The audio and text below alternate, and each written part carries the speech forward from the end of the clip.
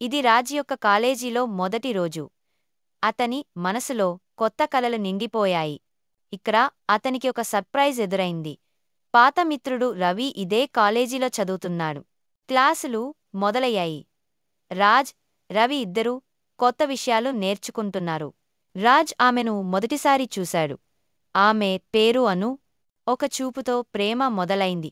రాజ్ గుండె వేగంగా కొట్టుకుంటోంది. గ్రూప్ ప్రాజెక్ట్లో అనూకి దగ్గర రాజకి మరింత ఆసక్తి పెరిగింది. రవి జోక్స్తో అందరినీ నవ్వించాడు. రాజ్ కూడా తన కామెడీతో ఆకర్షించేందుకు ప్రయత్నించాడు. తెలియకుండానే వర్షం వచ్చింది. ఒకే గొడుగు, ఇద్దరి మధ్య చేరువలు. అను మరొకరితో మాట్లాడుతుండగా రాజ్ హృదయం బాధతో నిండిపోయింది.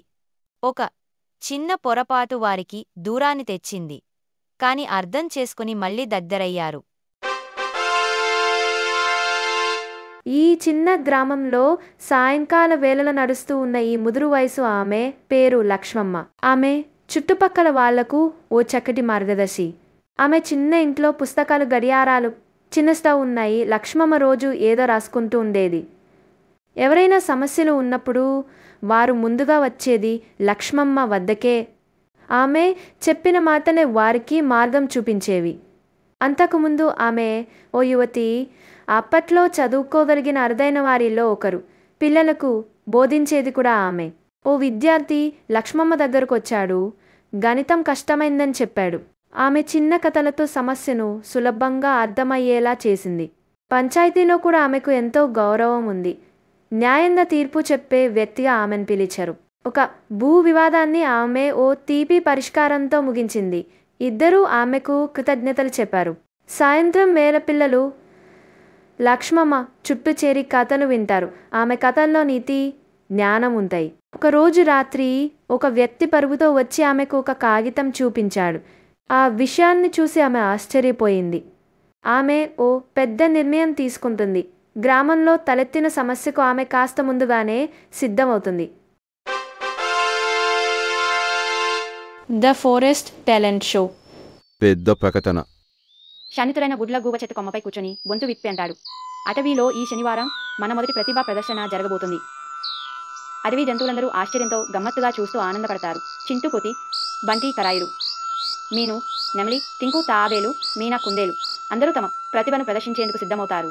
చింటూ, కోతి మామిడి పండ్లను జాగించేస్తాడు. కానీ అవి అతని తల మీద పడతాయి. మీను, నెమ్మలి తన అందమైన రెక్కలతో నర్తిస్తుంది. బంటి, కరాయిలు పాడేందుకు ప్రయత్నిస్తాడు. కానీ అతని స్వరం చీచి అని వస్తుంది. టింకు, తాబేలు హాస్యంగా నెమ్మదిగా నడవడం ప్రాక్టీస్ చేస్తాడు. బంటి ఒంటరిగా నెమలి కూర కింద కూర్చొని తల వంచి ఉంటాడు.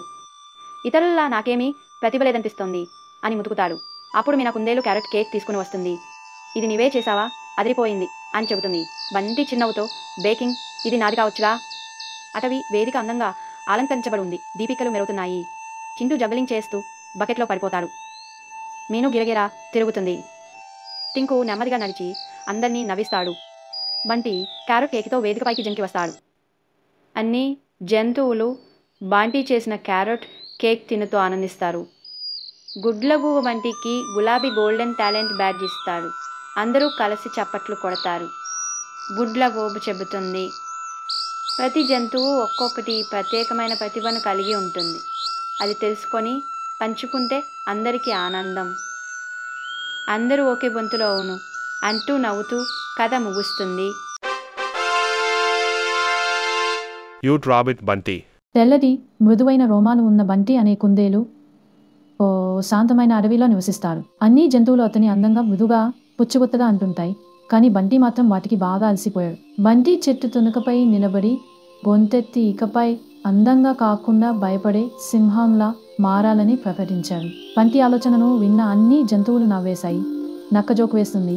పిచ్చుక పగటే హాస్యం చేస్తుంది. ఎలుగుబంటి నిమిషం కూడా ఆశ్చర్యంగా కన్ను పైకెత్తింది. అతను సింహం కావాలని అనుకుంటున్నాడని వాళ్ళు నమ్మలేకపోతున్నారు. బంటి ఒక బ్రౌన్ విగ్ వేసుకుంటాడు. తన ముక్కు బెర్రీ రసంతో రంగుతాడు. అద్దం ముందు నిలబడి సింహం గర్జనను సాధన చేస్తాడు. ముళ్ళకుందేలు, పిచ్చుక, ఎలుగుబంటి అక్కడి నుంచి నడుచుకుంటూ వెళ్తారు. బంటి గర్జించి వారిని భయపెట్టేందుకు ప్రయత్నిస్తాడు. కానీ వాళ్ళు ఒక్కొక్కరిగా మరింతగా నవ్వుతుంటారు. ఎవరిని భయపెట్టలేకపోయిన తర్వాత బంటి తన వేషధారణను వదిలేస్తాడు. చివరికి అందంగా ఉండటం అంత చెడుగా లేదని అంగీకరిస్తాడు. ఇప్పుడు బంటి అడవిలోనే అత్యంత మృదువైన కుందేలుగా ఆనందంగా జీవిస్తున్నాడు మరియు గర్వంగా అందరికీ చెబుతాడు, నేను ఓ సింహం కూడా అయ్యానంటే నమ్ముతావు.